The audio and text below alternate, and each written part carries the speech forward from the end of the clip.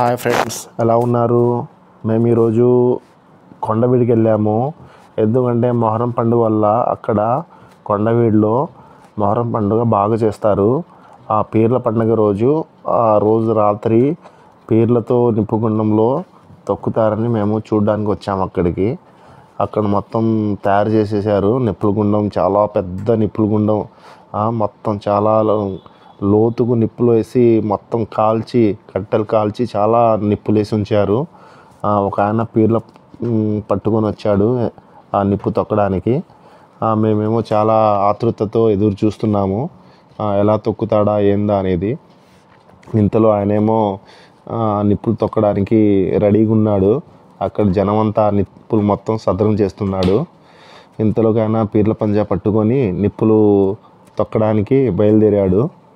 ఇంతలో నడుస్తూ ఆయన ముందుకు వెళ్తున్నాడు నిప్పులు తొక్కడానికి. ఇంతలో ఆయన నిప్పులు తొక్కడానికి ముందుకెళ్ళి ఆయన కాలు జారి నిప్పులో పడ్డాడు. చూడండి కావాలంటే. ఆ నిప్పులో పడగానే జనం ఆయనకి పక్కకు లాగేశారు. ఆ తర్వాత ఆయన పరిస్థితి ఎట్లా ఉందనేది మేము నెక్స్ట్ వీడియోలో మీకు చెప్తాము. నెక్స్ట్ వీడియో తప్పకుండా చూడండి.